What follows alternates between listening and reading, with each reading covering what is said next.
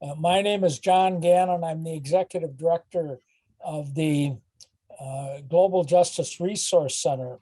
And one of our projects has been to develop the International Network of Justice Improvement Organizations. And if any of the listeners, any of the participants are interested in learning more about that, I hope you will follow up with us. We will have a slide with the contact information on it at the end. And one of the, so I want to congratulate our two primary organizers, Upneat and Carmen. And Carmen, I'm afraid I will step on your toes. So I was going to talk a little bit about the certificate and the network, but I think I'd rather turn it over to you and let you go ahead, because I think you probably have been thinking about this and preparing for it. So let's go ahead, and I will introduce my friend and my colleague and a woman who has been extremely important in this project, Carmen Hamidi from Lebanon. Thank you, Carmen. Thank you, Dr. John, and it's an honor to be here with you. So today basically marks the first formal effort of our network, the International Network of Justice Improvement Organizations. We are a network over many people from over the world who are all seeking to improve justice. And without the collaborative efforts of each and every one of us, none of this would have been possible. So thanks to everyone in that network and everyone who's here supporting us in that. So I just wanted to mention throughout the webinar, if any of you has any questions or comments you would like to raise, please feel free to add that in the chat box. We're going to try to cover as many questions as we can, given the time, maybe limitations of the 2-hour session that we have. I also wanted to point out to one thing. After today, there's going to be like a mentoring program for a few of you who are very interested in that topic. Up to 5 sessions can be provided as a form of mentorship. Also, as Dr. John was mentioning, part of the activities that we're doing in this network is we're trying to work on a certificate, which is basically a certificate for correctional psychology. Today's webinar could be considered as a module for the bigger certificate program that we're planning. So basically that module, that certificate will optimally be credit eligible. It's going to be international in nature, online, and covering different topics that are practical, things that we would want to know if we are working in jails or prisons. As a psychologist, for example, or even as social workers or anyone else who is involved in prison work, may learn a lot of theory, but in practice, once you actually are there in prisons, you would notice that there's a lot that still needs to be known. So we're hoping that through this certificate, a lot of these gaps will be kind of more clear. And if anyone is interested in knowing more about the certificate or to know more about any upcoming webinars that we're planning, or if there's any question that we were not able to cover in today's webinar, please feel free to contact Dr. John or I. We had the emails flash on the screen previously. If anyone was unable to retrieve these emails, we can also share the screen again later. Now I'd like to give the floor to Dr. Upneat Lali, who is a psychologist and a law graduate. She integrates the psychological aspects and legal realities with a deep concern for custodial justice. He is the head of training and research in the Institute of Correctional Administration in Chandigarh, India. She has designed, conducted, and organized various training programs for prison officers and police officers in the country. Dr. Lali has a personal and professional interest in reforming the criminal justice system in India, especially through the development of human rights and socially just practices combined with restorative justice. She has just finished a research study on suicide in Punjab prisons, the causative factors and preventive strategies. Thank you.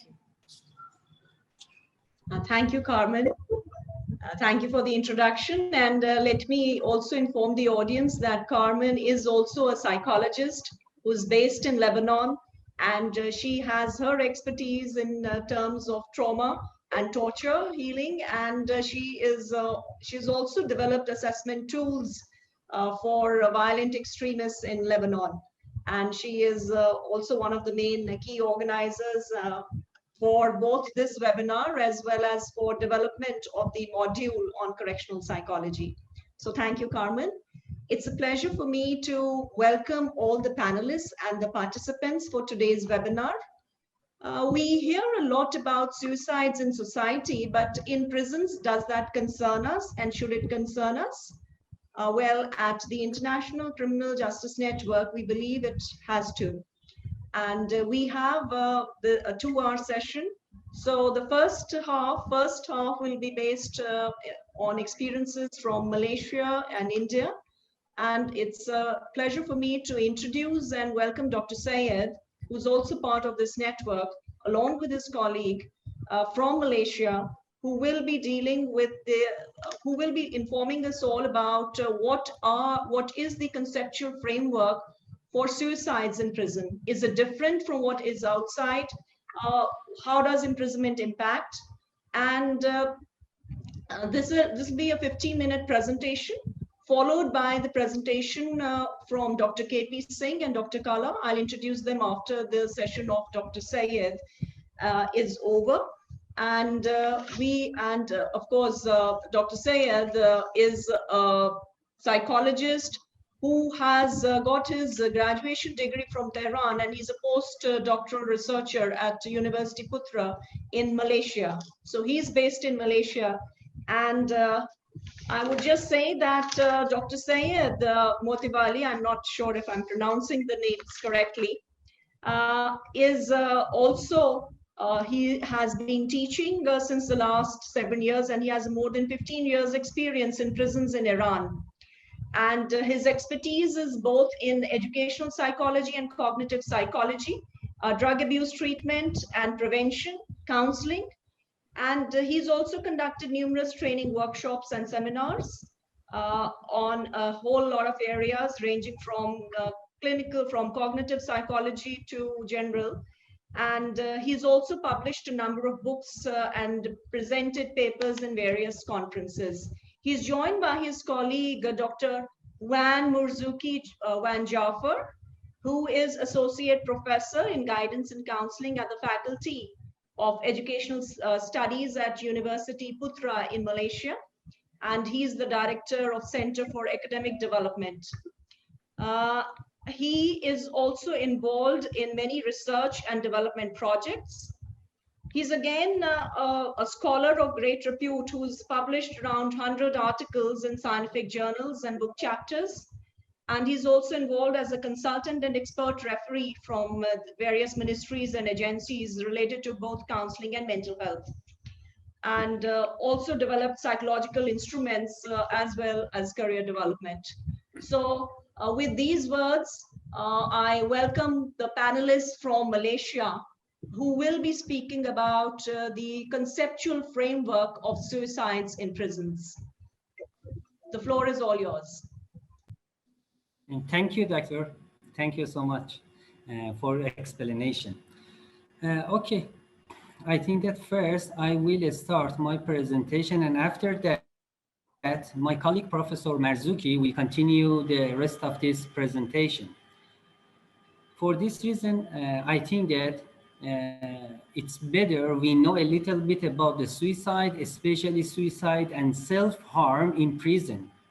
This is a very crucial term. As a psychologist or correctional psychologist, we face with this term. Sometimes we can say that this is a cry for help, because the person who attempted for suicide, they are looking to find some person to mention they need help.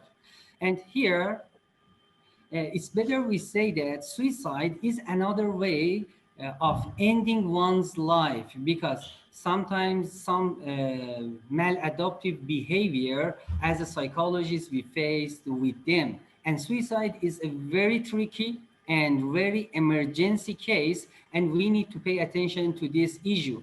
Sometimes in psychological sessions, we can see some people who suffer from depression, especially major depression. We can see MDD. They are suffer from very high and severe depression, and for this reason, they attempted for suicide. But in prison, we have another story, because other factors or risk factors engage in this issue.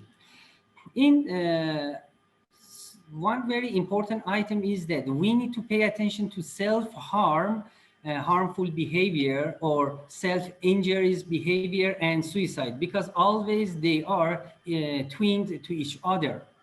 And another things, in order to highlight the importance of suicide, is that this is the third leading cause of deaths in prisons, after before natural causes as the first and AIDS as the second number. Suicide is a very tricky and very important maladaptive behavior. And this is another very important idea, is that because we have two different kinds of situations, prison and jail, the rate of suicide in prison is twice the general population rate. And the jail, we have another data, 9 times higher than the general population, because we know that there is a differences between prison and jail. And the other thing is that men and adolescent boys, 5 and 10 times, they have a higher rate of suicide in order to compare with general population. And we have another rate and prevalence in women and adolescent scale, approximately 20 times higher than observed in the same group in general population. These are the more important issues we need to pay attention. When we are talking about suicide and self-harm, we can face with different terms such as suicidal ideation, self-harm, self-injury, attempted suicide, parasuicide, completed suicide. And here, there is a very interesting question: how or why a person may move from one form of behavior to another. Why some people, they try to end their own life? Because this is the thing, as a psychologist or as a correctional psychologist, we need to pay attention to it. The other thing is that always there is a link between harm and self-harm and suicide. As a psychologist, when we are going to consult with our clients and especially prisoners, we need to monitor our clients, because sometimes if they have some self-harm signs, they are so capable to apply for suicide. Because with regards on literature, we can see that around half of those who completed suicide have a history of self-harm. And those who self-harm are estimated to have a 30 times greater risk of completed suicide compared to general population. Therefore, these are the very tricky and important signs. As a psychologist or as a correctional psychologist, we need to attention. The other thing is that in jails, suicide and suicide attempts occur most frequently within the first month of incarceration. Because this is another tips for us. When we are going to work with prisoners, we need to pay attention to this very important data. And we need to improve our abilities, our knowledge, and our practical skills in order to cope with this behavior. When we are talking about suicide, and especially suicide and self-harm in prison, we need to pay attention to two important risk factors. One, individual, and the other one, environment or situation.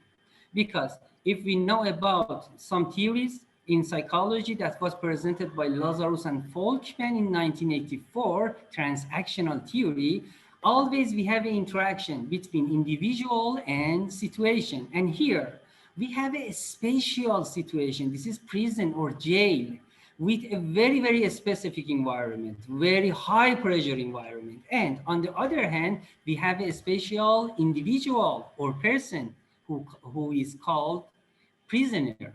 Therefore, as a correctional psychologist, we need to pay attention to both of these factors very, very deeply and with high cautious.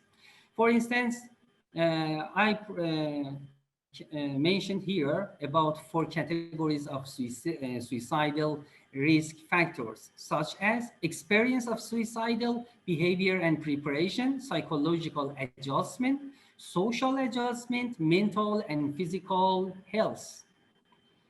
When we are talking about the experience of suicidal behavior and preparation, we need to know about some other factors that related to experience of suicidal behavior, such as previous attempts at completed suicide, a history of self-harmful behavior, a history of suicidal behavior in the family or close social network, and the other one, planning for suicide, what kinds of planning they have. And the other one, attitudes and beliefs tolerant of suicidal behavior. These are some key terms, and as a researcher or as a person who works in prison or correctional setting, we can investigate on these issues and because they are so crucial to pay attention. The other one, in the second category, we can pay attention to psychological adjustment, feeling of hopelessness. For instance, if we look at the CBT, we can see depression consists of 3 more important components: hopelessness, helplessness, and worthlessness. And here, feeling of hopelessness play a very significant role for attempting to suicide. The other one, problems with stress and coping, or impulse control problems, or problems with planning, thinking, self-awareness as a cognitive skills, because these are some tips we can see in our clients. Or problems with child abuse, because sometimes they suffer from some experiences in their childhood, or experiences of acute distress or loss. The other category is social adjustment, because we are living in a society and we need to adjust with this situation. In this case, social isolation, because when we arrested and when we send it to the prison, we separated from our social network, and this isolation sometimes can play a significant role to attempting suicide. The other one, difficulties with rule adherence, because we can see antisocial, psychopath, and any other persons, they are in prison. Therefore, these are some important factors or risk factors we need to pay attention. And the last or fourth category about mental and physical health needs. Here, we can mention about serious mental and physical illness with incapacitation, substance use problems, serious mood episodes, problems with adherence to treatment or treatment response, and recent change in care arrangement. The other thing is the prison life. All of us, we know that this is the pains of imprisonment, because this situation is absolutely different, and the person who work in prison, they know what is this situation and how it can affect the prisoner's life, adjustment, behavior, and so on. For this reason, we have different kinds of interventions to manage suicide and self-harm, such as individual interventions, group interventions, environmental, and some community-based programs. And I think that my colleagues, Professor Van Marzuki, will continue the rest of this presentation and will talk about Malaysian situations on suicide in prison. Thank you for your attention. Thank you, Saeed.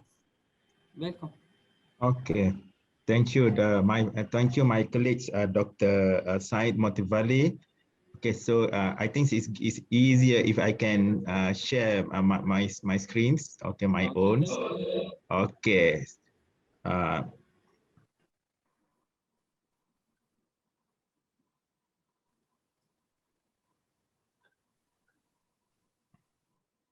Okay, so I continue focus on the TC, or what we call TC, or therapeutic community programs.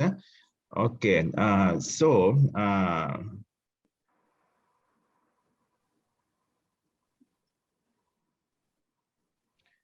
okay, so in the treatment sections, in the prisons, and the prisons departments, in Malaysia, there is many units. They have many sections, and then one section is about the treatment section, is under the division focus on cure and treatments. So in these treatment sections, we have what we call the counseling units. So what they did in the counseling unit is one is counseling. What my friends Dr. Said said is about the individual interventions, group intervention. So the focus on the counseling is towards the individual counseling, group counseling, and as well as family counseling. And then one more thing, the main focus also, what they try to do, what they are doing in the prison is what we call TC, or therapeutic community programs. So the therapeutic community program, it's focused on the treatment model, the therapeutic community, to develop the therapeutic community in the prisons. This is one of the treatment model, is one in which participants are taught to work with one another.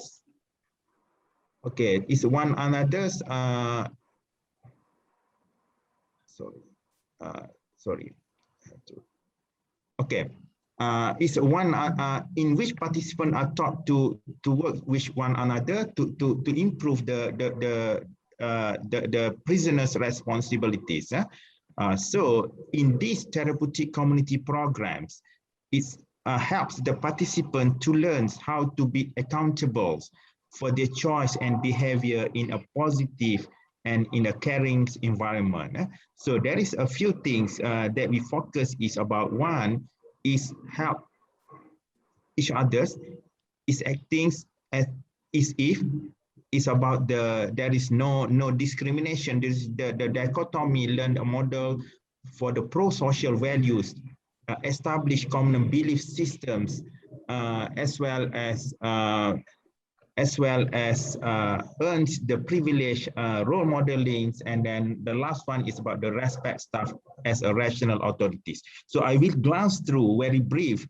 Okay, the first one is about acting as it is about the how a person a certain way long enough, he begin to feel that the way to change his attitude is about the positive person to change the attitude. It's about the therapeutic community also, is about the how members work together to help each other and themselves. The most important part is about we try to indoctrinate about the therapeutic values in helping one another. And then, of course, the most important part is about how they learn and model the pro-social values. So there is the community is the agent of change. So the healthy therapeutic community, one learn the positive pro-social values and models in the amongst the prisoners. This is about the how we establish the common belief. It's about the community, a common belief that people can do change for better if they so choose. Okay, and then of course, the most important thing also, when we do the TC or the therapeutic, we have to maintain the accurate records. It's about the how every person's, every prisoners in terms of their residence is personal growth that we as officers can helps in terms of personal growth, as well as the safety can be maintained and progress can be documented. So the good keeping record is very important. And then it's about the privilege. Is about the most basic belief in the therapeutic community that everyone members expected to work and grow, and then they're doing the time what is in the community all about, and all the privilege they are earned. And then, of course, that is about the most important thing is about the map connection with the community. It's about the throughout the life, they learn from each other. They learn from the positive attitudes. It's about the how the therapeutic community is often said. If you are going to talk the talk, walk the walks. When you learn by watching others, you are learning from what they models. Okay, so last one is about how we have to improve is about the respect as a staff, a rational therapeutic community serve as a positive role model and consider the rational authorities. They provide reason for the decision and the meaning of circumstances. Okay, staff facilitates and corrects rather than punish behaviors. So that is all the positive environments that we are trying to develop between the prisoners to ensure they are reduced in terms of the depressions and so on. So we can create the therapeutic environment, and then we can help them to grow before they will be released to the public community. So I think that's all. Thank you very much. All right, thank you. Yeah.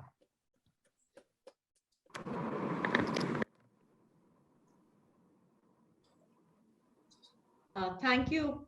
Thank you so much, Dr. Sayed and Professor Wan, for your illuminating the talk and presentation on the conceptual framework of suicides in prisons.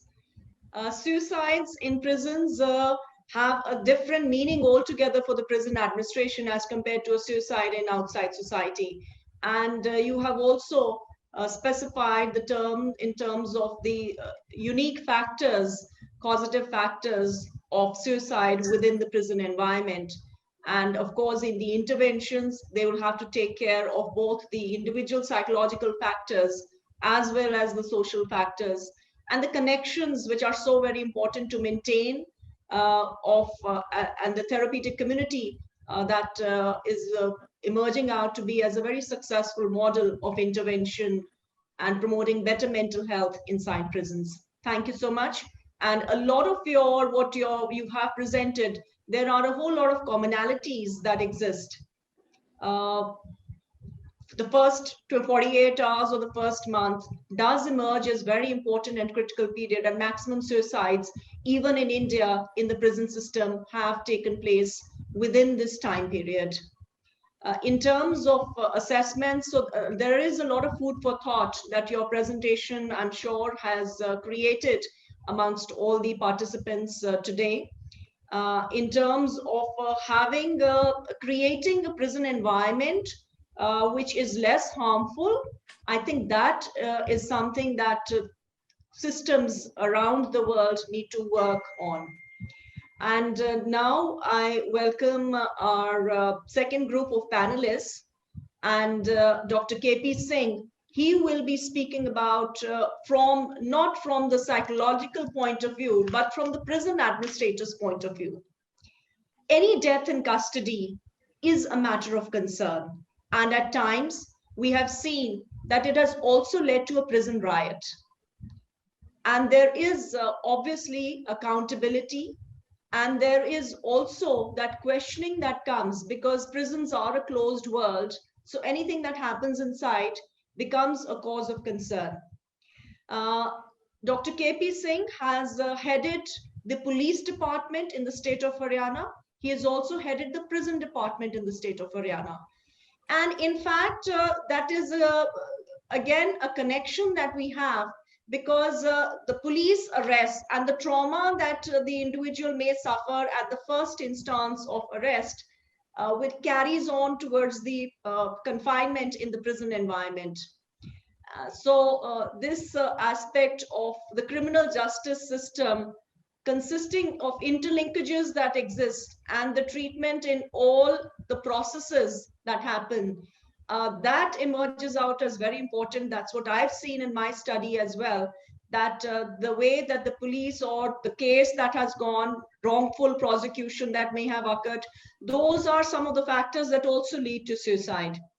And in Haryana, he has been a pioneer of ushering in prison reforms in the state, introduced greater transparency, and also started identifying those prisoners who had not received any contact with their family members since a few months. And that was the first time such documentation and such kind of an assessment was followed in the state.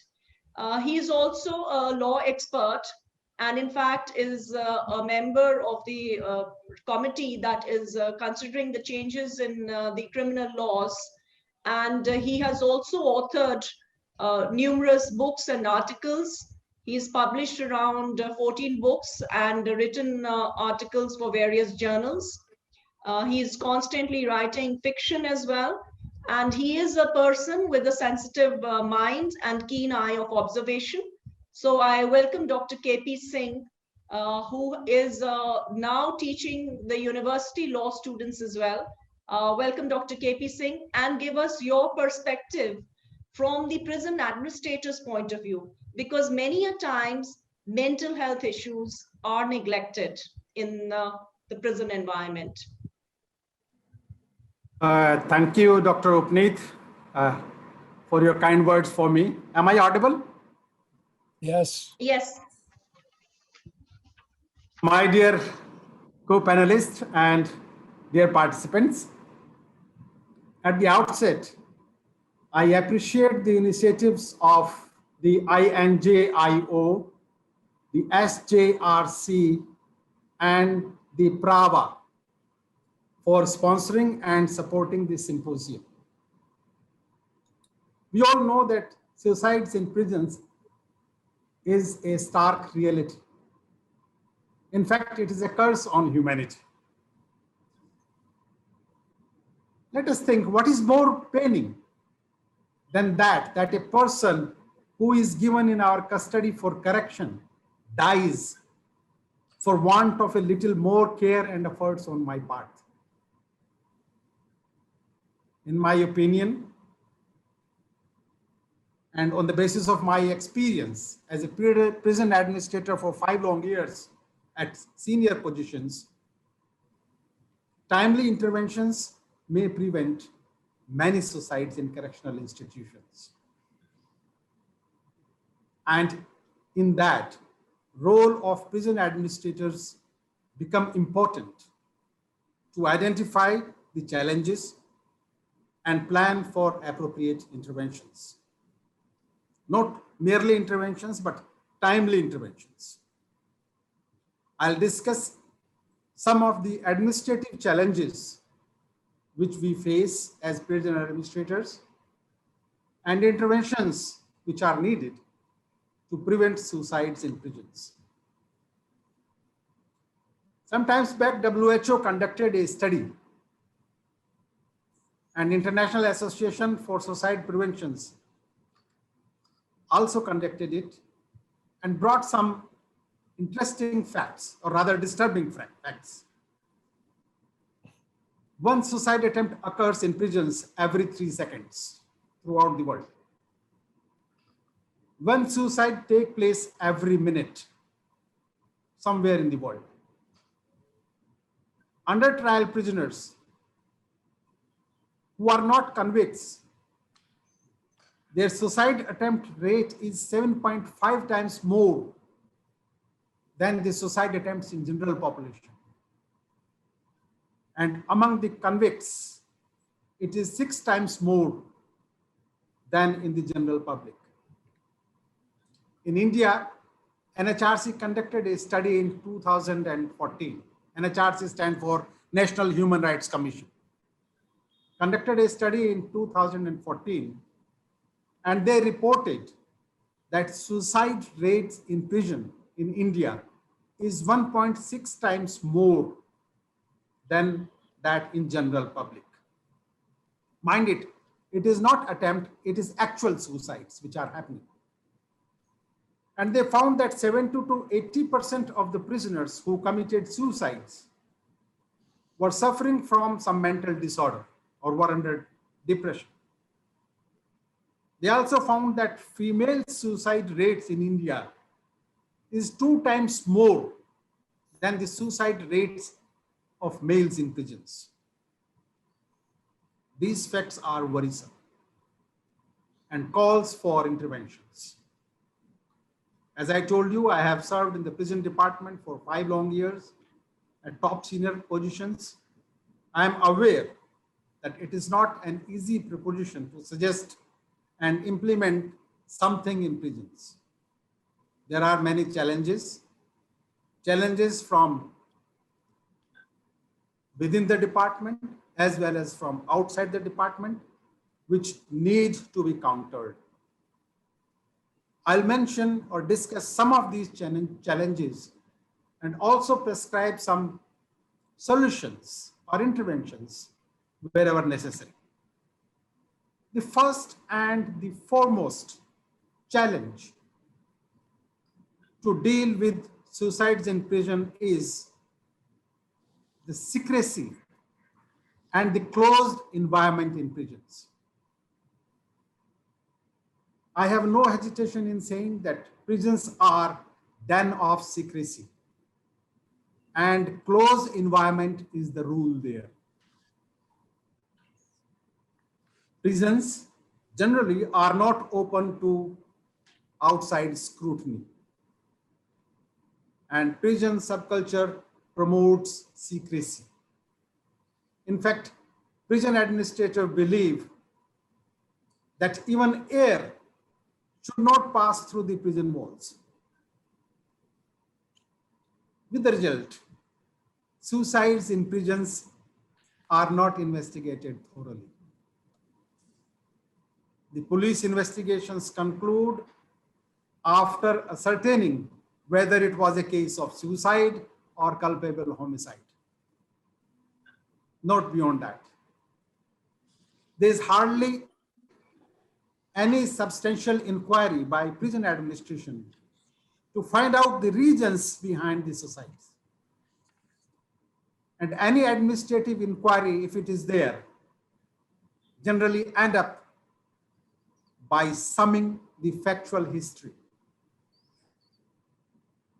I am a firm believer that unless there are third-party investigations by independent observers and experts from different fields, it is difficult to find out workable solutions to prevent suicides in prisons. Therefore, my suggestion is that open up the prisons to outside scrutiny if we really want to prevent suicides in prisons. And for that, we have to create mechanism for third-party expert investigations in every suicide case. And the report of these third-party investigations should be made public. At the same time, we should make changes in our administrative procedures, and administrators should be made legally bound to implement the third-party recommendations. Unfortunately, that is missing. I'm talking from my experience in Indian prisons. The second most important challenge in prevention of suicides in prison is identification of suicide-prone prisoners, or rather, timely identification of suicide-prone prisoners. Many of the prisoners suffer from pre-incarceration abnormalities, including mental disorder. They carry with them the history of stress, depression, trauma, and suicidal tendencies. Some of the prisoners go into depression due to incarceration trauma because of not able to reconcile with the fact of loss of freedom and the lifestyle they were used to. Majority of the prisoners develop mental disorder and sickness due to nature of prison environment and long incarceration.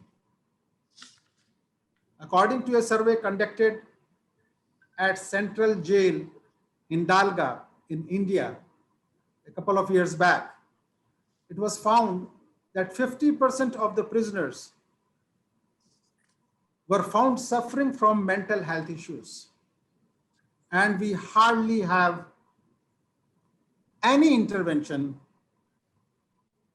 at psychiatric level or at medical level to treat these mental health issues.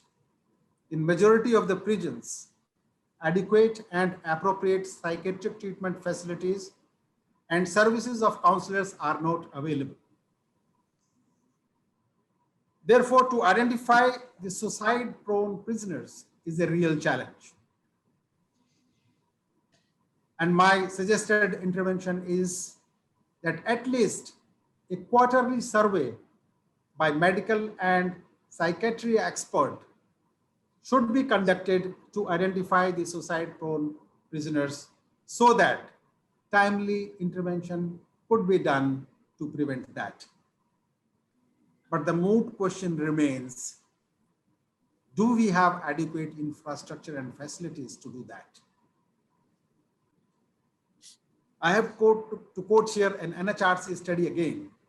They found a positive correlation between number of medical staff posted at the prisons and the number of deaths in prisons. They found that the prisons where number of medical staff were more, the number of deaths in those prisons were less. I have no hesitation in mentioning that in Indian prisons, only 1.4% of the total expenditure on prisons is done on medical facilities. Only 1.4%. Therefore, intervention at government level, intervention at prison administrator level is required to ensure that health infrastructure and services are improved. And it is very crucial in prevention of suicides in prisons. The third important challenge which we as prison administrator face is lack of meaningful analysis and understanding pattern of suicide inside prisons. Unless we understand the suicide patterns and do meaningful analysis, we cannot prescribe or design apt interventions. My friend from Malaysia have already given some hint about such type of analysis. I just only mentioned that these analyses should include the age group of the deceased, period of detention, time of committing suicides, place of suicides, manner of suicides, method used while committing the suicides, medical history of the deceased, mental health issues, if any, suicide triggering factor, environmental issues around the prisoner, prior history of suicide or self-harm. Unless we do our analysis on the basis of these important factors, we cannot understand the real pattern. So this type of analysis by experts is required. And mind it, the prison administrators are not experts or properly equipped to do this analysis. This is the job of experts, and we need to employ experts to do these analysis for us. Unless we do this analysis honestly and by the third-party experts, it is not be possible to do anything conclusive to reduce the suicides in prisons. Another important challenge. Dr. KP Singh, I'll just interrupt in between. Your time is Please. going to be just, you'll need to conclude. I'm just concluding. I'm just concluding. Lack of training on part of prison staff is another factor. There are 34 symptoms and signs which were identified by the National Human Rights Commission of India. Unfortunately, we have not trained our staff to catch those signs and symptoms at an early stage to do anything substantial. Mindset of prison staff is another big challenge. The prison staff and administrators have a stereotyped response to suicides. Breaking of this stereotyping is a very big challenge, and it needs to be broken as soon as possible.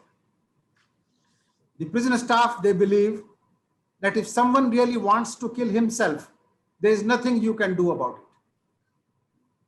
They argue that there is no way you can prevent suicide. Unless you have someone sitting and watching the prisoners all the time, you cannot prevent suicides. And no one can afford to be a babysitter. Generally, they say and argue that suicide prevention is a medical problem. It is a mental health related issue. It is not our problem.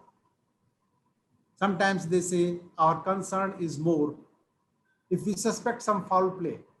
If it is suicides only, it is a normal phenomenon. So these are some stereotyped responses which need to be broken. And it can be broken on by ensuring adequate training. At the same time, fixing responsibility and accountability on prison staff and administrator for every suicide. Only then they will be alive to the situation. Last point and last challenge I will mention is compensation to the families of suicide victims.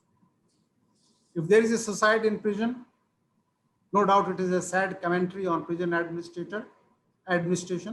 At the same time, it is also a reflection on the failure of the state to guarantee safety and security of its citizens. And when the state have failed in ensuring safety and security to its citizens, compensation by the state is called for. But the problem in awarding compensation is that we have no mechanism to identify who are the genuine family members who should be compensated and how they should be compensated. So these are some of the important issues, challenges, which are relevant so far as Indian situations are concerned. I'll conclude by saying that suicide in prisons is a complex and dynamic phenomenon. Prison suicides are not simply a function of individual vulnerabilities and circumstances. They are also influenced by the quality of prison regimes, staff response, and overall health of prison and prison system.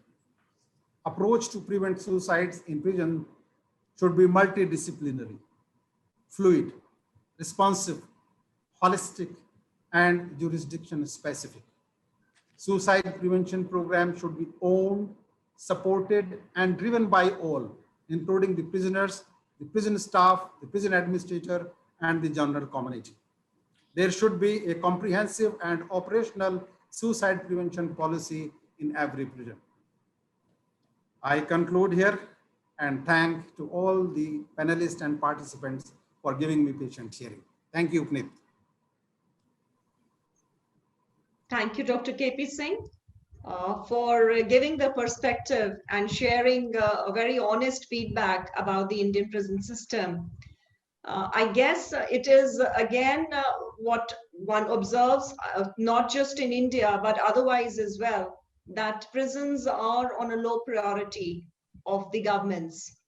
So therefore, the resources may not be as much given to this sector as compared to the others. What you've pointed out also will be covered in this webinar, and that Dr. Robert Canning would be doing on psychological autopsies, which are not really taking place, and that analysis is missing. So in India, we do have every death in custody being reported to the National Human Rights Commission, but that's limited to the extent of finding that whether there was negligence or not.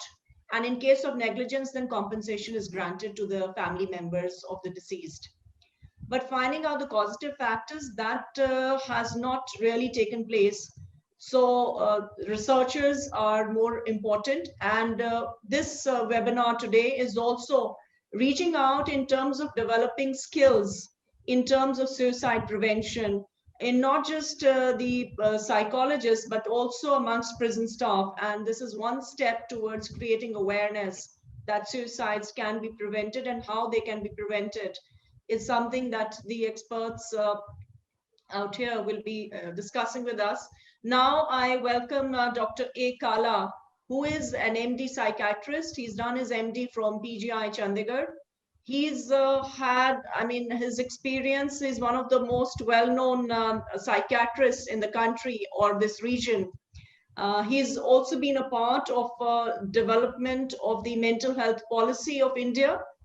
Dr. Kala has also headed the Indian Psychiatry Society for some time. And interestingly, for the people from Pakistan, Dr. Kala has also authored a book, The Unsafe Asylum, the stories of how partition affected families both in Pakistan and in India. And these are stories of madness from both sides of the border. So he's not only a psychiatrist, but he's also a prolific author as well. And Dr. Kala deals with, as a psychiatrist, of course, he's dealing with mental health issues and the challenges of mental health, particularly in countries which have low resources, where there is also not much of information available about mental illness and the stigma that gets attached to mental illnesses, the barriers that need to be broken. So I welcome Dr. Kala, who will be speaking on mental health issues, which is much larger than, of course, just suicides. So Dr. Kala, I open the floor to you. Thank you, Upneet. And thank you, organizers, for having me here. Unlike most of you, or actually all of you, I am not a prison psychiatrist. I am not a prison psychologist. I'm not a prison administrator. I have, as a psychiatrist, interest in the mental health policy on a larger scale. I don't know about the participants. I have already learned a lot in this webinar. I myself will be speaking mainly, as I said, from the policy perspective, how we in India can make the best use of what we have to build up a functional prison mental health system. Like we just heard from my esteemed colleague, Dr. Singh, there is a lot that is lacking. The challenge, apart from the solutions that he gave to us, is also how to make the best out of what we have.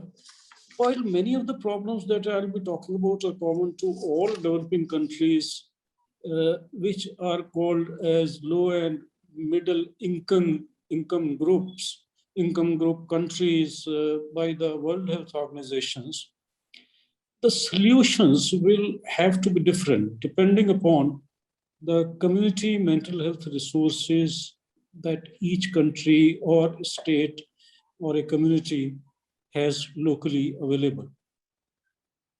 Now, even within the large and diverse country like India, solutions may differ from one part of the country to another. For example, some states in South India are better off as far as manpower resources, mental health experts, psychiatrists, psychologists, psychiatric social workers are concerned than the rest of the country.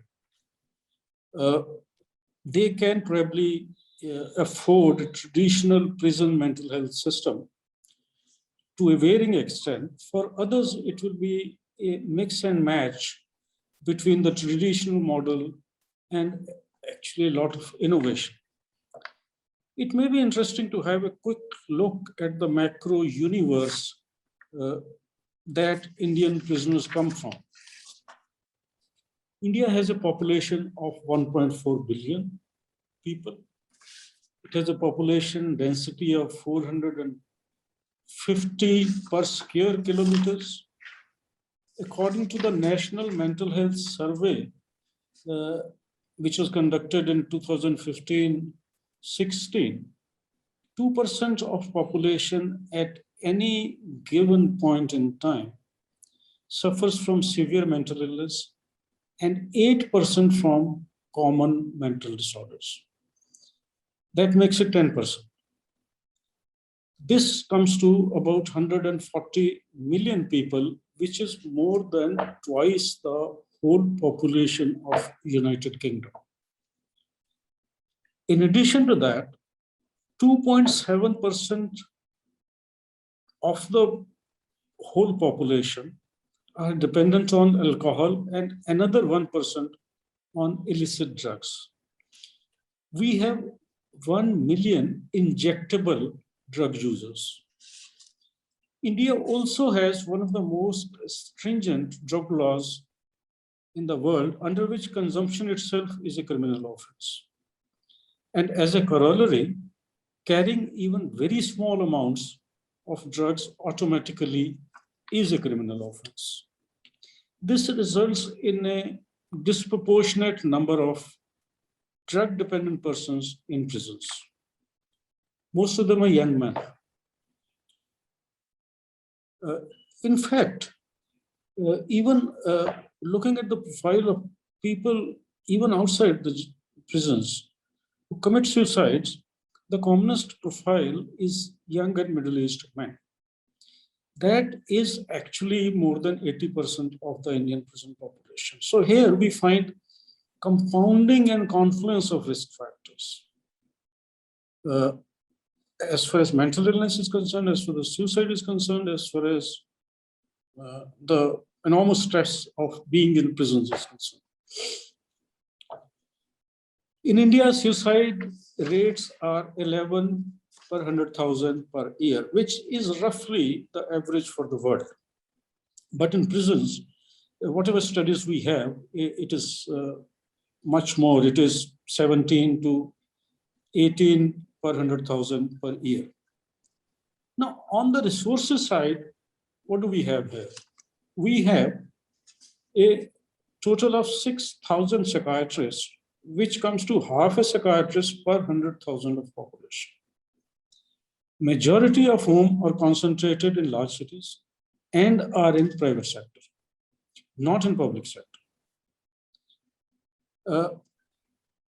And similar ratios prevail for psychologists, for mental health nurses, and for psychiatric beds available. Ratios are somewhat better in South India, like I said. But what we do have is in the public sector is a fairly well-functioning district mental health program in all the 742 districts of the country. But even in the districts, we do not have community mental health teams like in some of the developed countries. So how do we manage? We actually don't, except that families are our community mental health teams. That is, families in India are considered a significant mental health resource. Now, what happens when a person is arrested? This mental health support disappears abruptly. And if a mental illness is already present, it worsens dramatically. If not, the catastrophic stress of arrest and incarceration brings it on in people who are predisposed. Also, pleading guilty but insane happens very rarely in India. The reason is that Section 84 of the Indian Penal Code is very restrictive in its approach and is based on a narrow Macnaughtian approach. Thus, to be considered insane for the criminal justice system, one has to be unaware of the nature of the act that the person was doing, which actually qualifies only some patients with dementia and some persons with chronic schizophrenia to make that cut. And what does that? And mental illness is not, even when it is present and proven, it is not a mitigating factor for any crime. This actually adds to an even more mentally ill to the prison population. Whenever we talk of building up a dedicated prison mental health system, we do not have one at present. And that is true, like I said, of many developing countries, not all. Then we have to innovate. Primarily by training the manpower that we do have, which may mean general doctors, which may mean nurses, which may mean lay counselors from not-profit sector, and the prison staff, most importantly. The other unexplored area in India is the use of telepsychiatry and telecounseling. Using it efficiently is one of the ways. If we keep on waiting for our number of psychiatrists or number of psychologists to catch up with, let's say, Western Europe or the United States, we may be waiting, for all time to come. The pandemic has taught us that while telepsychiatry and telecounseling may not be the ideal gold standard, it does serve the purpose to a large extent. The National Medical Council has already put in place guidelines for psychiatric consultations. Of course, that was in the context of pandemic, but we know that it works to a fairly good extent. Since we do have a functioning district mental health program under the state governments, and since the mental health policy of the country prioritizes the marginal populations like prisoners who otherwise cannot access treatment, telepsychiatric linkages with district psychiatrists can be formalized. This is an avenue which has not been explored so far. If court hearings can be held through video linkages, mental health services, both psychiatric and psychotherapeutic, can be delivered to. For treatment of opioid abuse, we already have oral substitution treatment in many jails. What we do not have is counseling services for prisoners with mental disorders and substance abuse. This gap can be filled with use of online counseling, both individual and groups.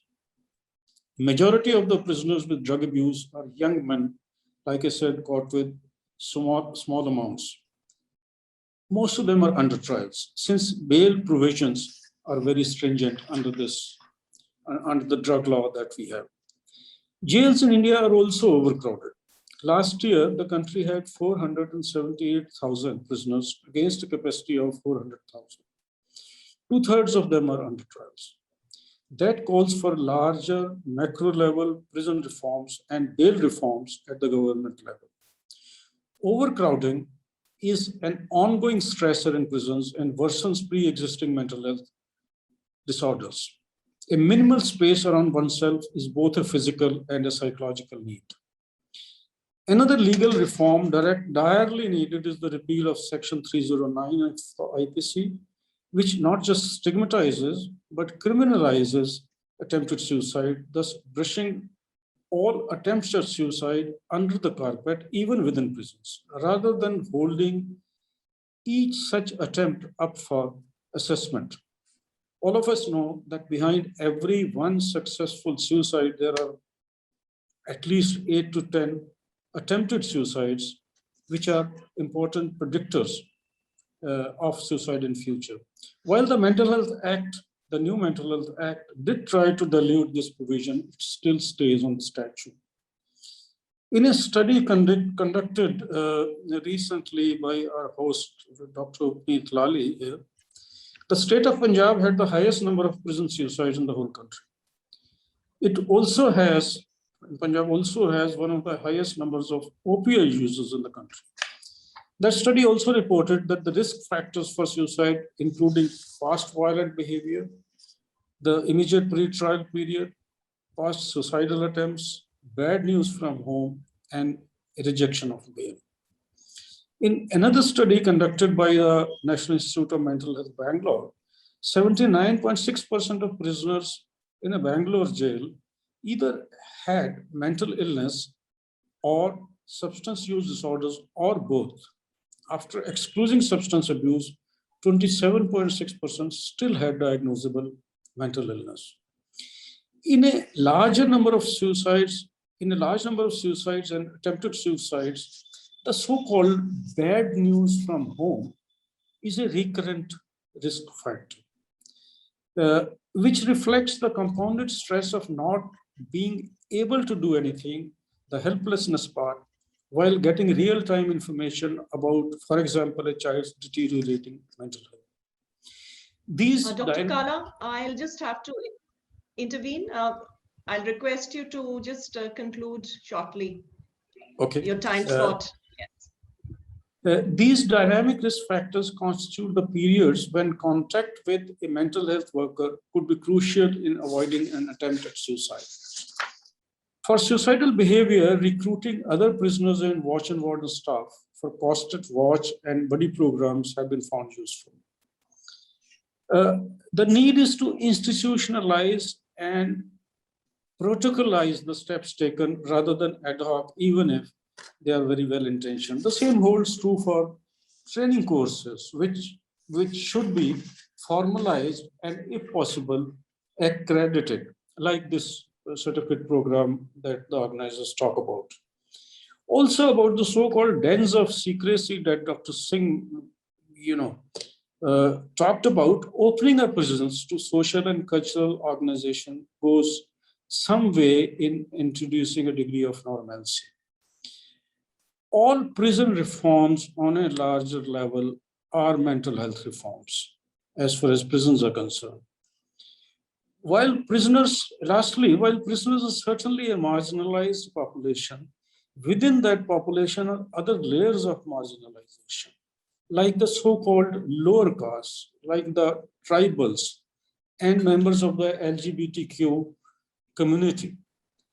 And not to forget the children who live in prisons with their mothers, who would need special attention for their mental health needs.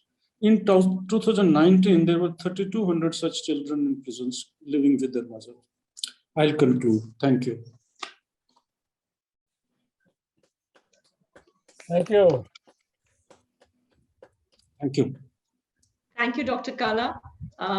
You have really brought in a perspective of a holistic perspective to the mental health issues in the country, and the solutions as well in terms of the resource constraints and the strengths in the community and the family that we have, and of course technology that is reaching out in terms of teleconferencing and psychiatrists being able to deliver their expertise through teleconferencing as such.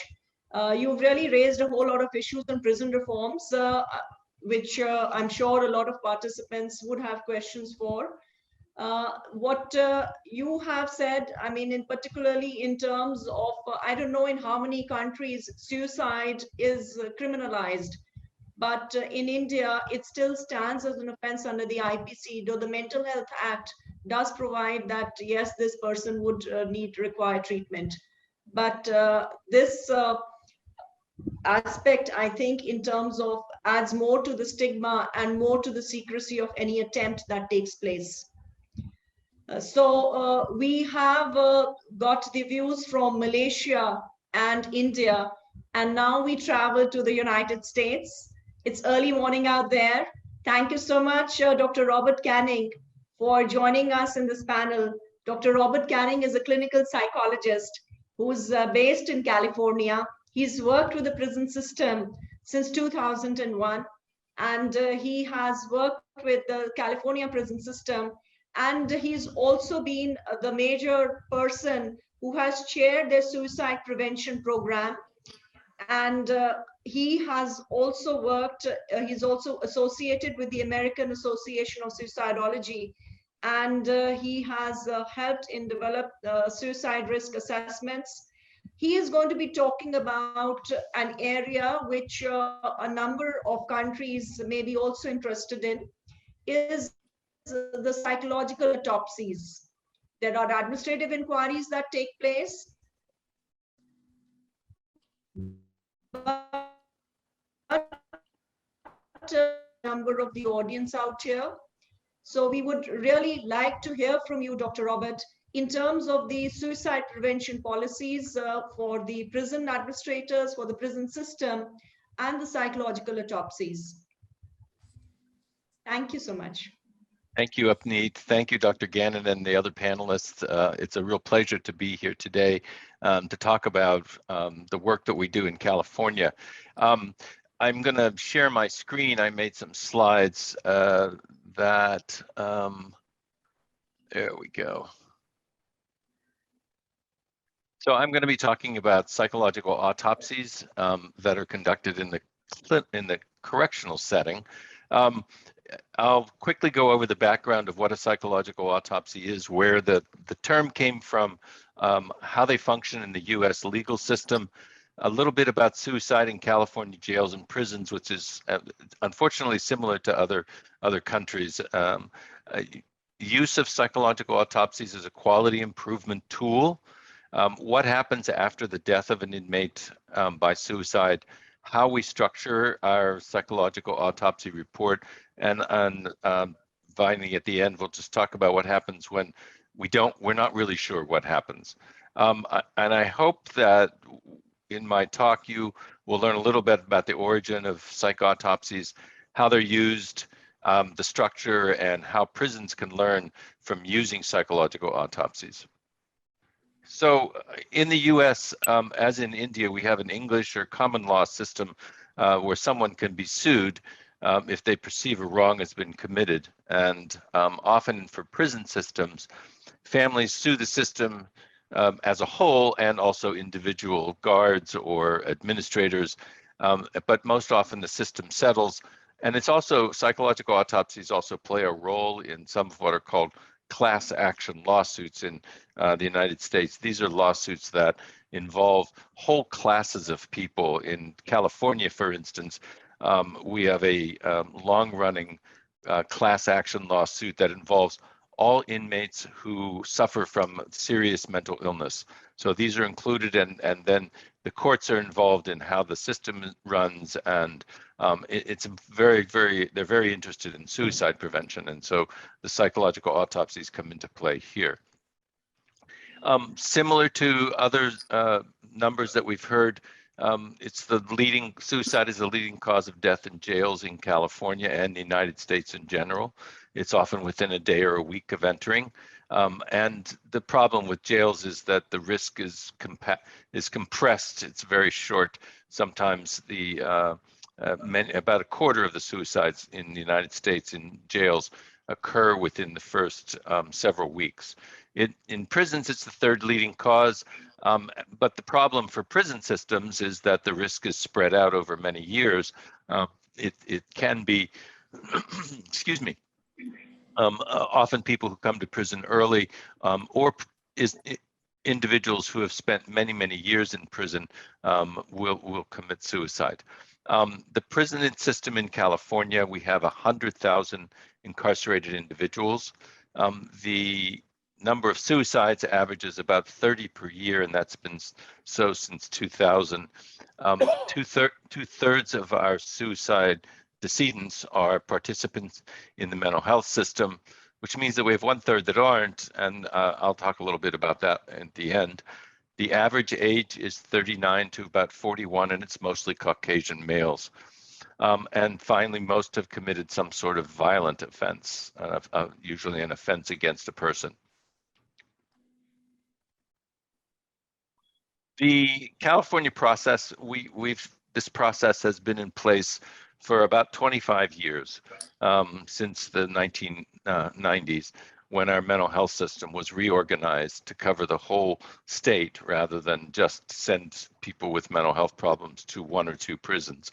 So every prison has a mental health program, but when there is a suicide death, a senior psychologist, and not from the current prison, that I thought that was a good comment by Dr. Singh, that it shouldn't be someone from the prison to conduct the inquiry. So we have a senior psychologist either from another prison or from our headquarters mental health team. They visit the prison within 10 days.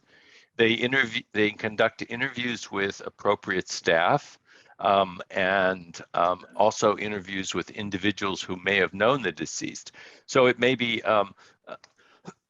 excuse me again, other inmates, it could be a cellmate, but people who knew the inmate to find out if there was anything going on, that they noticed any changes in their behavior. The psychologist, the team that goes, inspects the personal effects of the deceased. Sometimes this can be very helpful. Particularly, I can tell you from my own experience, I learned a lot about how people organize their lives in prison by just looking at how their belongings are. Some people are very disorganized. Other people are very, very organized, obsessively so. And it can really help you inform the report that you're going to write if you inspect the personal effects. And also, we look at the death scene. We look to see the cell, what the cell is like, or if they lived in a dormitory setting, what the dormitory is like. And so that's part of the visit to the prison. After the prison visit itself, we gather data from a variety of sources. We have an electronic health record in California now. And when I started with the system 20-some years ago, we had paper medical charts. And sometimes there were 3 or 4 volumes if the person had significant medical and or mental health problems, and you would have to review. Now it's easier, although having reviewed electronic health records now for several years, they can be redundant. They can be difficult to, if you're not used to the system, it can be difficult to sort of wade through all the orders and clinical notations. But in general, I think the advent of electronic health records has made healthcare delivery much better. And for the reviewer, it's a central repository of information. We also have separate custodial records. So our custody, the jailers have their own data collection system, which is available to the reviewers of suicides. And it's important you get information about sentencing, about disciplinary information, things like that. So that's also reviewed. Every significant incident, medical injury, and particularly suicide deaths are written up in what are called incident reports. These are the reports that are typically done within 24 to 36 hours after the incident, and these are available to the reviewers. Medical findings, typically, if an individual harms themselves, they may be sent to an outside hospital. We review the medical treatment that they got. We're also very interested in the emergency response. Was it done correctly? Was the right equipment brought to the scene?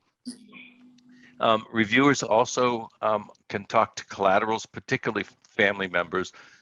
It's up to the reviewers to whether to call family members. Sometimes family members are simply not available, and when they are, sometimes they're not interested in talking to us. The prison system is often seen as an adversary, and sometimes people do not believe that their loved one actually died by suicide. So it can be a difficult conversation. But other conversations with family members that I've had as a reviewer have been very helpful, and it's important to always consider talking to the family. As was mentioned in India, Dr. Kala mentioned that it's very, the family is the mental health resources at the local level, and sometimes here in the United States, that's also true, that the family knows more than what's going on in prison. And finally, inmates, individuals who are incarcerated make a lot of phone calls, and many of these phone calls are recorded so we can listen. And this app actually is very helpful, and sometimes provides a lot of information. I've had reports in which the phone calls clued me into someone's significant mental health problems when the information otherwise was not very, it wasn't apparent that the person had significant problems. They were hiding their mental health problems, but when they talked to family, it was very apparent. And then on the other hand, phone calls can be very strikingly, the example I think of is a phone call I listened to of an individual talking to his mother the morning before he killed himself. He gave absolutely no clue in the phone call that he was depressed, that he was concerned. He was almost upbeat in his mood in the phone call. And it was a striking example about how suicide risk can increase very quickly and without warning. And it makes it very difficult for prison staff, mental health staff, correctional staff to detect these changes. And then, there we go. Sorry, there we go. Okay, so what are we looking for? When we gather all the data, a little bit about our mental health system is that we have a very policy-driven mental health system. We have policies about when people need to be seen by clinicians, when they have to be, if they're on medications, psychotropic medications, how often a psychiatrist has to visit with them. We have rules about how often they have to have a suicide risk assessment if they've been recently in an inpatient hospital. We have many, to be frank, we have many rules about how to run our mental health system. And so one of the report's major functions is to determine whether the rules of service delivery were followed. Was there adequate treatment planning? Was it done on the correct time frame? Was the individual seen timely? Some individuals are seen weekly in our system. Some are seen only once every 90 days, but we look to see whether they were seen correctly. And were medications administered? We keep track very closely. Medications, of course, can become contraband in a prison setting. And so we're very careful about medications and understanding how they're administered. We also have a very small number of people who are administered psychiatric medications involuntarily. They must take their medications.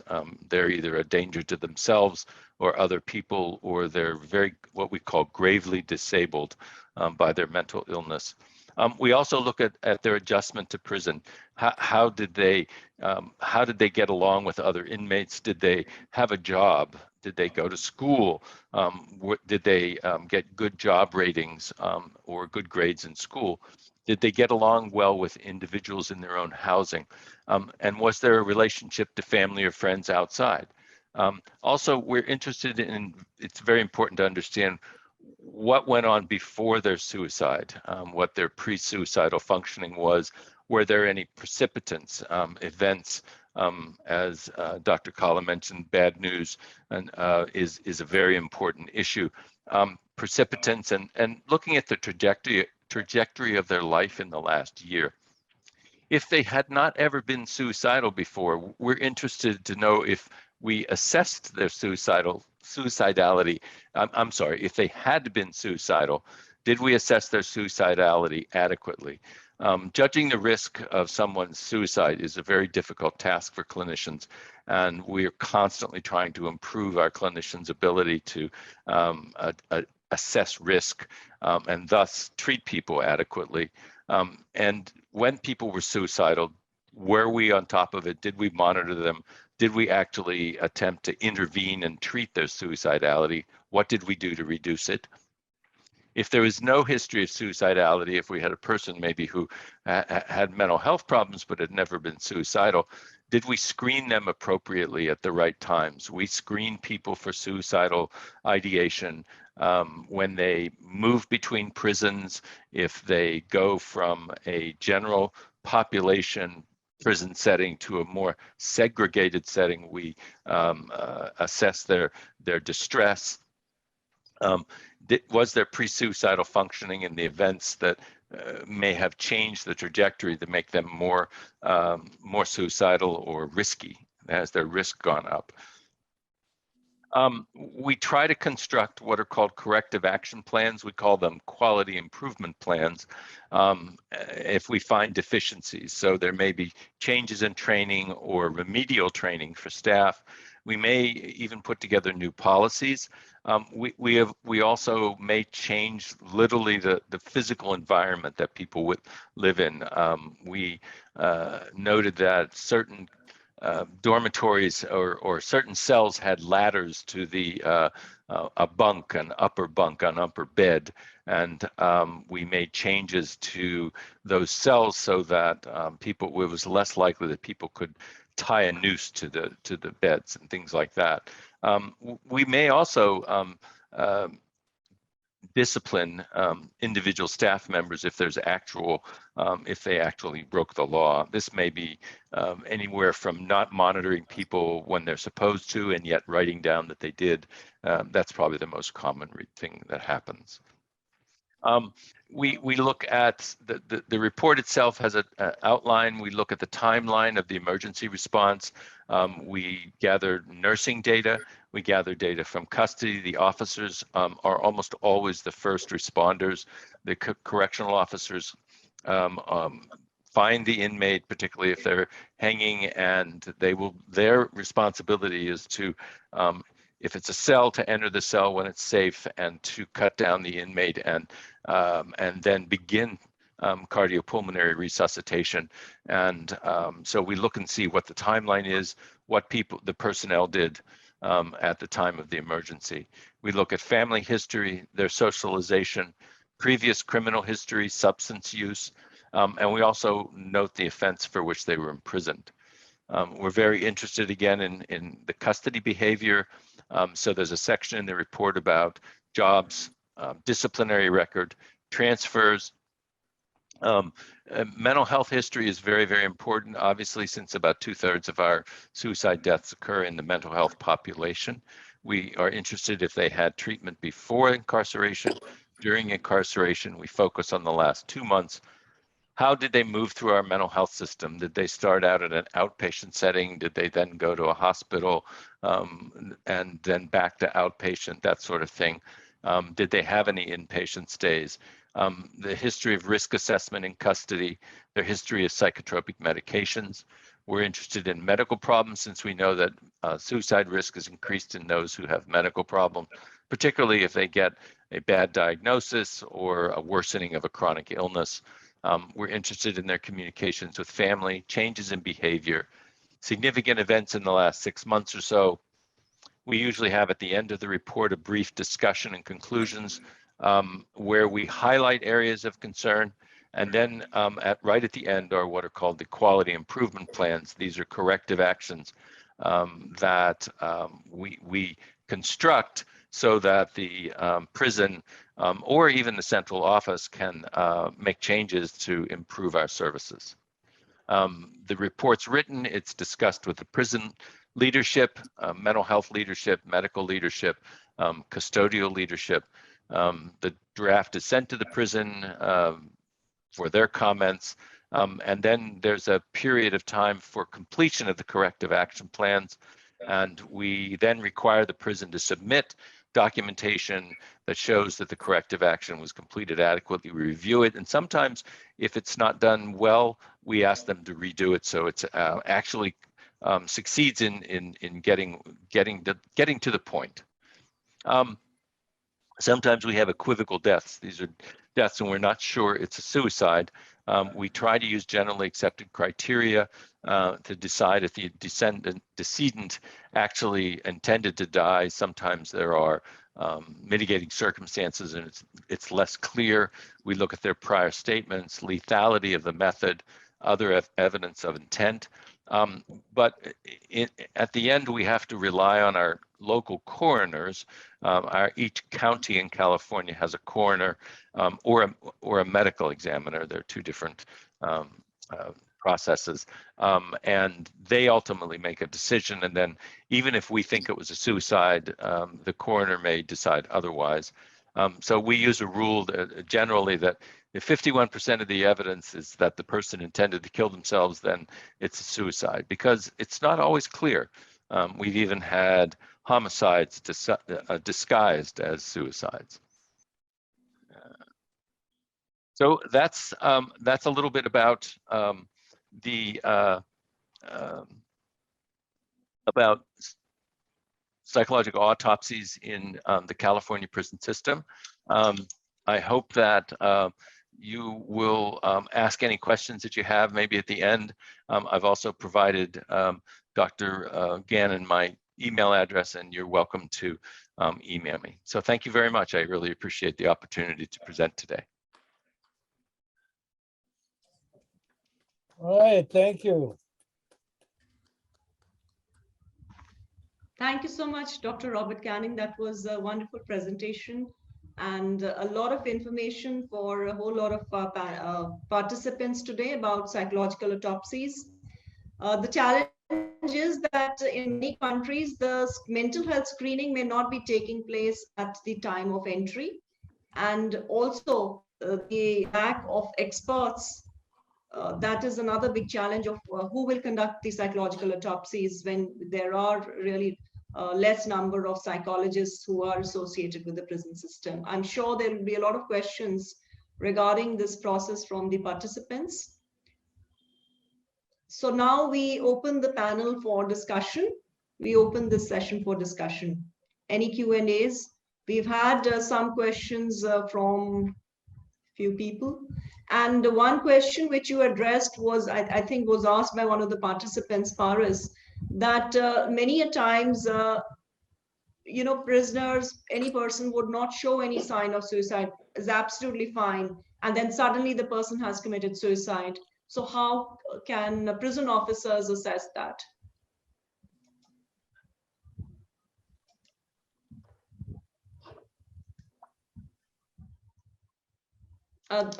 That's a question to Dr. Robert Canning. Sure. I think you will be in the best position to answer this.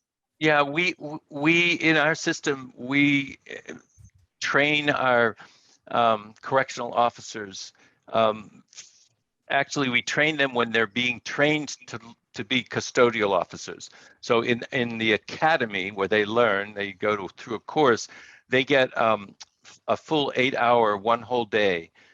It's about mental health problems, and part of that is about suicide risk warning signs. So we train them on warning signs in the correctional setting, and then every year that someone is working as a correctional officer in the prisons in California, they have to do more training, and 4 hours every year is spent on suicide prevention. So it may be an update on new policies about suicide, changes in how we work with mental health patients, but 4 hours every year. And to be frank, we also monitor our inmates, particularly in what are called segregated settings, very closely. They are checked on. Welfare checks are conducted every half hour in segregated settings, and these are settings where people go when they're they've committed some offense or something like that. And so they're checked on very closely because it's a highly stressful environment. So through training, remedial training, we continually sort of pound on the suicide prevention issue with correctional officers. When we teach them in the academy, we often say that you know, they thought that they were going to work in a prison, but actually they're working in a mental health institution as much as a prison. So it's a big part of our correctional officers training.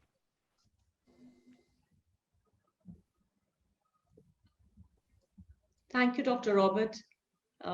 This again emphasizes the crucial importance of training to even prison staff to recognize the signs of suicide and to then intervene, because unless and until officers are trained on this aspect, there can be really no intervention. Anything, Dr. Sayed or Professor Wan, you would like to add on to? I think that some suicidal attempt, this is very rare. Suddenly, some persons attempted for suicide, but we can see sometimes some bad news or terrified news, they can arouse them or push them in order to apply for suicide. In this case, from my experience, I think that we can look at them through the triangle in CBT, because their emotion, their behavior, and their cognition will be changed. And if we are so familiar with the signs of some emotions, as Dr. Robert mentioned, their mood fell down, and therefore we can, if we are familiar with these signs, we can understand maybe this person is ready to apply for suicide, or for instance, their behavior will be changed, because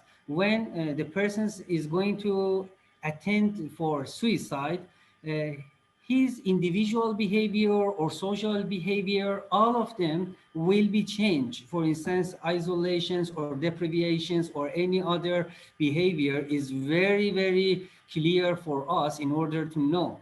And the other things is that the cognition, because always in psychology we say that suicide, before the suicide, we have a suicidal ideation. And this is very important. And in this case, their cognitions will be engaged because they need to prepare something. They need to engage with some maladaptive thinking or maladaptive assumption. In this case, I think that we must be very familiar with the triangle: cognition, behavior, and emotions. If we know about them, we can make a decisions to preventions or interventions, to apply interventions for them. This is my perspective.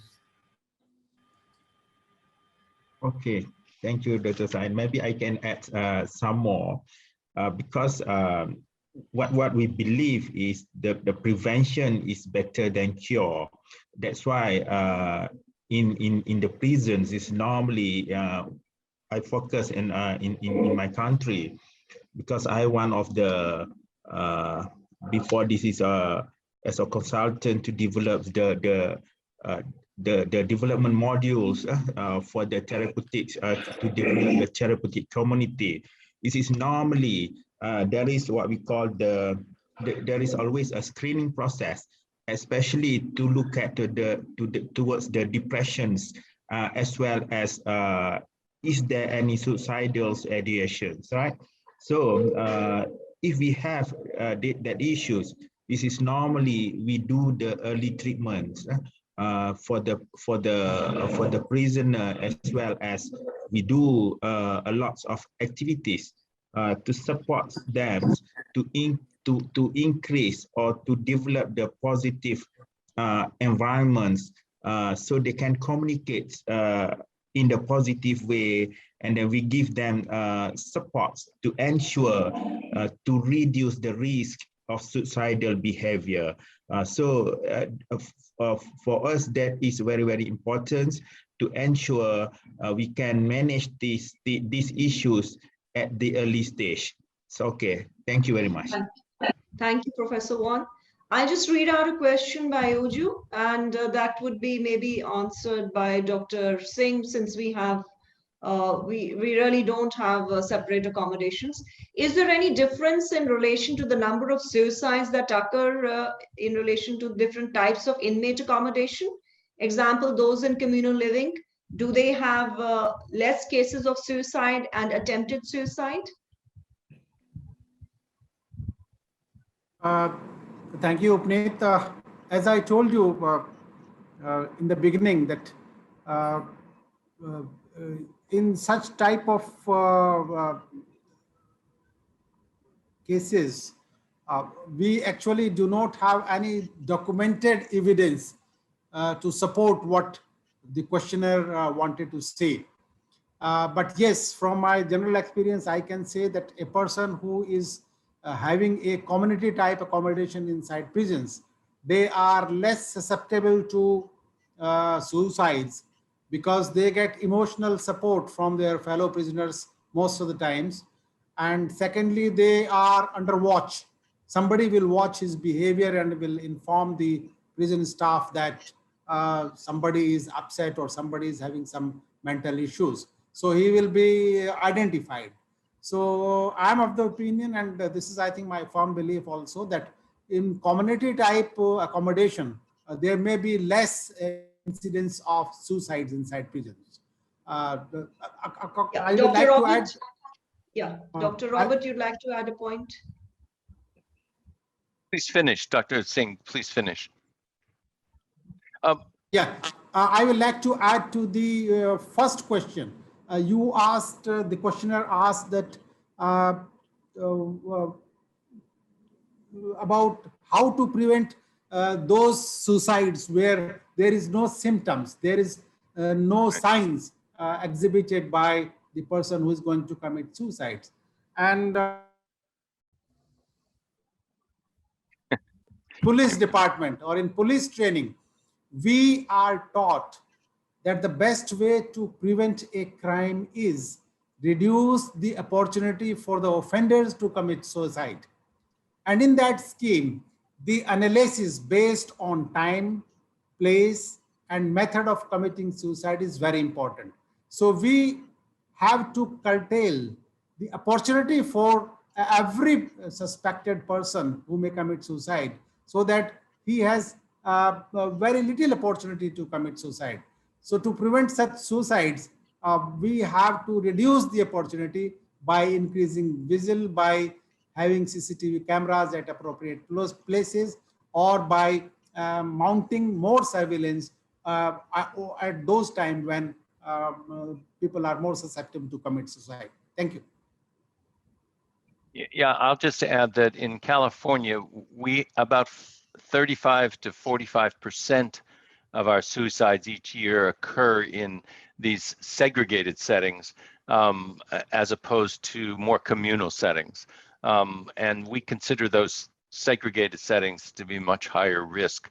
So we actually screen all the individuals who are being placed in those settings before they even go, before they're rehoused.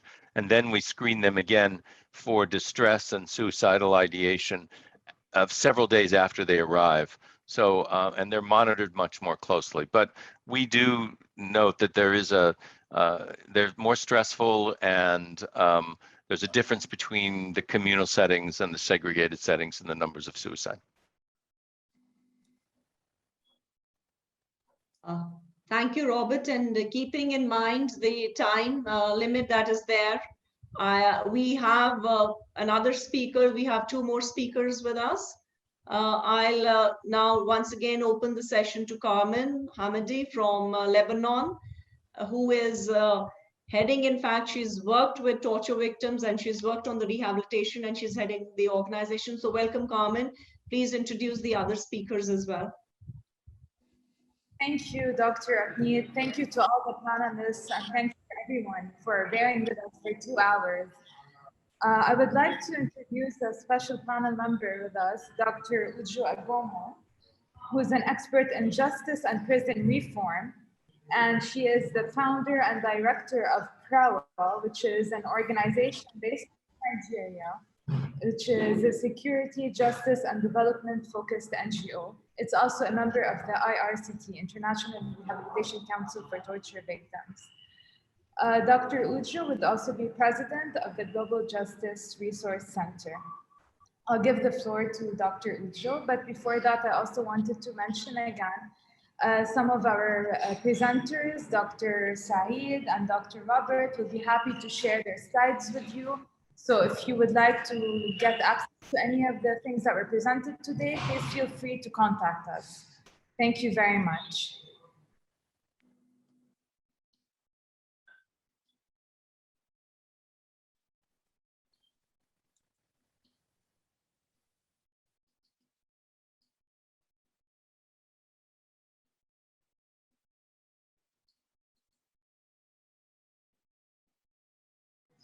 You're muted, Uju. Wow. I was just saying that, what can I add? What can I say? Having listened to this very powerful presentation. And I really want to say that this, what we have experienced today, it's something that we all need to celebrate, because you are listening to experts share their experiences from across the globe. And this is really important. Global Justice Resource Center is really keen on seeing how we can make the necessary connections across many persons and institutions that are really doing a great heavy lifting across the globe on these issues. Now, I've listened, and as you heard, I am based in Africa, I'm based in Nigeria, and certain things kept coming up as we were talking. We were saying, okay, this is a critical issue, but in seeing this issue that we know that is problematic, we need to begin to think about, how do we ensure that we prevent future occurrences? What kind of interventions need to be made? How do we mentor those who perhaps may not have adequate skills in dealing with this? So I've heard comments about the need for increased awareness. I've heard comments about the need for policy directions and reform. I've heard comments about the need for training and capacity building, not only for psychologists or correctional officers, but I also have heard about the need for that for every agency that do have place, that have places to detain people. And why am I saying this? In a place like Nigeria, we have about 19 institutions that have detention facilities. So capacities of these also need to be built. So there's also the whole notion about, how do we mainstream preventive programs? How do we ensure that all that we have shared today are such that people can build on? What can be the nature of a holistic package that can help us going forward?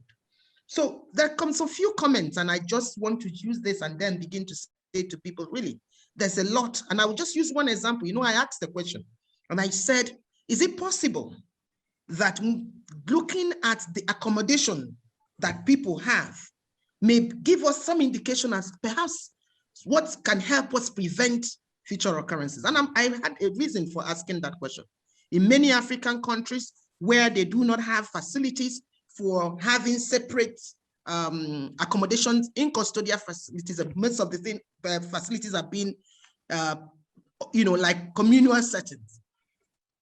We rarely hear that people have committed suicide. Part of it may be because that the deaths in custody have not been fully assessed and interrogated to know what proportion of those may have actually been caused because of suicide. But the critical thing here is that we need to begin to look at what can we do, learn from each other to build this knowledge base and ensure that we move forward going forward. I also saw the connections that have been made between issues about overcrowding and mental health and the rest. And there was a comment that was made, and that comment, and I wrote it down. It says, all prison reforms are mental health reforms. And I smiled. I smiled because we know that many persons who are suffering mental illnesses and most countries are often vulnerable persons, often ignored. We also know that in many jurisdictions, if not all, that issues around corrections are not priority for the government. So you have mental health persons who perhaps may not have all the money, persons who perhaps may have been ignored. by both the government and also their families in some instances. And then we also have the issue about corrections, issues about detentions, issues about prisons that often does not get so much attention. So the question is, how do we look outside the box to begin to do the needful? And I want to use this opportunity to say, this is something we need to still continue. We need to still continue these exchanges. And indeed, for the organizers, Global Justice Resource Center, and indeed Proud, that have been partnering for several years around these different issues around reform, it's quite interested in promoting this. And I want to thank everyone that have come. We are very, very interested in what has happened today, but we're also thinking that there's a need to deepen these discussions. And let me end by saying this. Several years ago, I introduced Dr. John Gannon to Africa. I recall that he came a couple of times to Nigeria. I recall he was also with me in Rwanda. And I would tell you many instances when Dr. Gannon shares his experience and people are beginning to connect. I say, oh, do you know that some of the problems we have are also problems that you may also have? Is it possible that at least we can see a shoulder to lean on? At least, is it possible that we can see someone we can share our experiences, hold our hands together to ensure that we all work together to solve these problems that we increasingly are facing in this world? So I think it is the many John Gannons across this discussion that we are having in the various panels. It is the many John Gannons that we see across the globe that we all need to pull together. That is the reason for the International Network of Justice Improvement Organizations. That is the reason for Global Justice Resource Center, trying to push and work with these various organizations and individuals. There's still more work to be done. So I will encourage you to roll your sleeve, get ready for more work, while I say a big thank you for all of you that have shared your profound experiences. Thank you, and thank you again. Thank you. Thank you, Uju.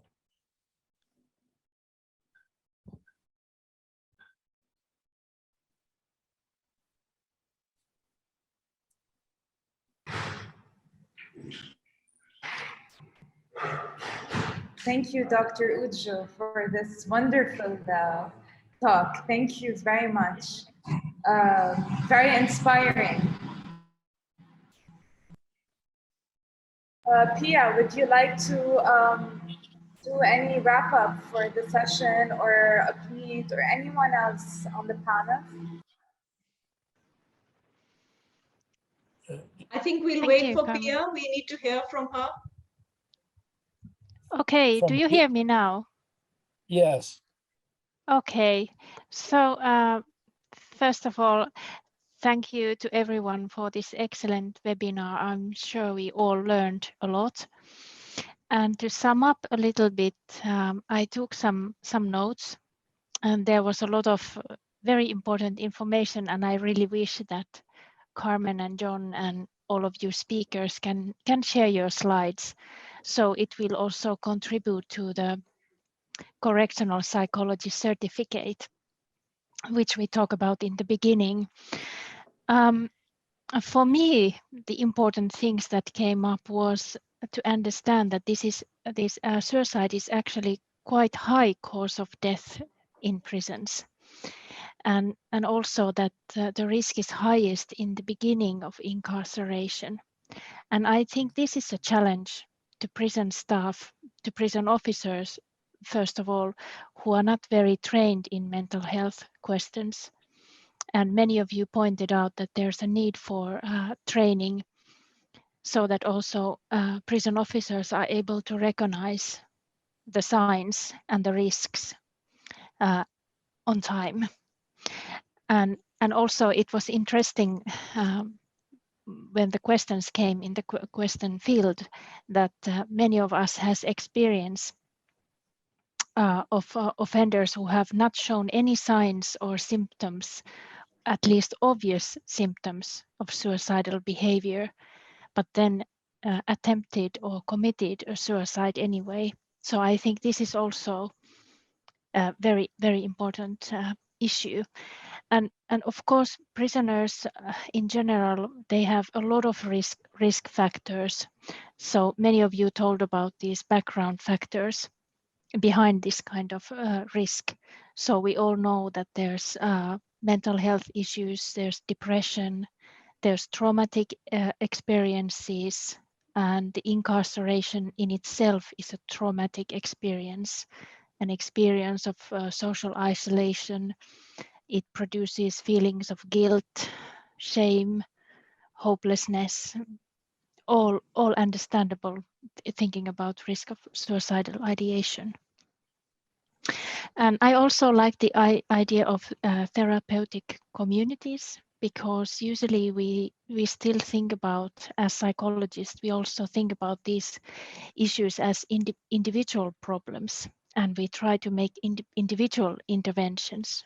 But actually we should probably have more social interventions and communal level interventions. And you also mentioned that it's the prison culture in itself is very important. What are the facilities? Are they adequate? Do we treat prisoners in a humane way to help them cope with the time of incarceration? And I like the idea, what you have done, what Dr. Canning told about, that in California you have actually protocolized the process of investigating kind of the trajectory to suicide, to find out why it happened, and what were the individual factors, but also the circumstantial factors, and that you really look for the deficiencies in the system and give recommendations how to make it better. So I think your process is really wonderful and a good example to all of us. At least in Finland, we don't have this kind of processes. Prison deaths are investigated by police, but otherwise they are not really investigated in this way. And since I'm involved in digital projects, I also like the idea what came from India, that these new technologies might help also with the scarce resources that many prisons have. So not all prisons in Finland, for example, have a psychologist, a permanent psychologist. So we rely on outside help. And this is important to remember, that prisons shouldn't stay isolated from the rest of the society, and the help that is available in the rest of the society too. So these remarks, there would be probably much more, but thank you all for this excellent webinar. All right. I would like to thank all of the participants. I would like to thank all of the panelists. I would like to encourage you to look at the chat where Carmen and I have posted our email addresses. If you want more information about the certificate, the Correctional Psychology Certificate, or you would like copies of Saeed's or Robert Canning's slides, you can contact us and we'll get those for you. If you want to be sure and be notified about upcoming webinars, you can contact us about that. And if you're interested in some mentoring with respect to additional information about suicides and how to prevent them and collect the information and respond to them appropriately, you can contact us about that as well. And with all of that being said, I'm going to just ask the panelists if they have anything to add, and then we will wind it up for today. So Saeed, anything you'd like to add today? Yes, yes, doctor. Because one of the participants recommended that a spiritual approach in dealing with the issue of suicide. And I think that, yes, we can add the spiritual perspectives in suicidal attempts or preventions or so on. Because in psychology, we had logotherapy, and in this logotherapy, we look at this factor, because I mentioned about the triangle of CBT, and I mentioned about cognition and behavior and emotion from this perspective. And you or any person, they can apply a spiritual, but they must be very careful, because a spiritual is a little different with religion, because the spiritual is very general, and we can conduct it, and especially for the information of these participants, WHO look at the humankind through 4 elements: bio, psycho, social, and spiritual. Therefore, yes, we can add spiritual in our duties and practice, but we must be very careful to apply this issue. Thank you so much. All right, thank you. Professor Mizuki, anything to add today? Yes, this is very brief. Okay, Dr. Johns. Okay, there is a few approaches. This is normally that we can help our prisoner, especially one things that I just take up from the Dr. Science said is about the approach, the holistic approach towards the biopsychosocial model. Biopsychosocials, and then you can add the spiritual model also. So we can say the biopsychosocial and spiritual models. This is the integration, how we want to help them to ensure they can grow and then to become a good community after they release from prisons. I think that's all. It's a good webinar for today. So thank you, everybody. Thank you, Dr. Johns. Thank you. Uju, anything to add today?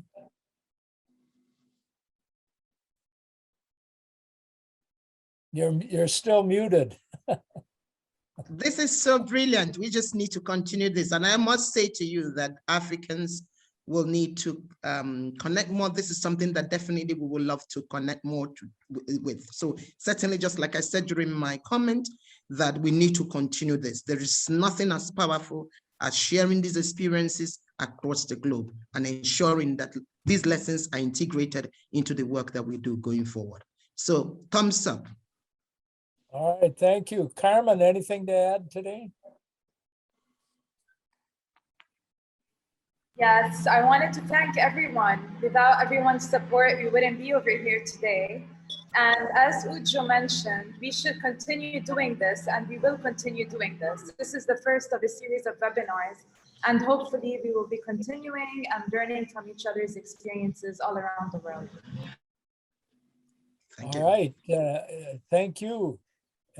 You're fantastic, and I appreciate all the work that you did. Upneat, anything to add today? It's been a fantastic webinar with so much of experience sharing from across the globe. It's been a great learning experience for everybody. I'm sure we are all looking forward to more such series. And thank you to all the panelists once again and the participants. Thanks. And thank you for all the energy that you and Saeed put in as well. Thank you, Saeed. Dr. Kala, anything you'd like to add today? It was a great learning for me because it was one of actually the first such meeting that I participated in. In response to the question whether it is possible to have no warning at all and suddenly the person commits suicide, well, yes, theoretically, yes, because it is the mounting of over time small little factors like the last straw, which is in itself is just a straw. But at the same time, the challenge is to keep such cases very, very occasionally and not frequently. Thank you. All right, thank you.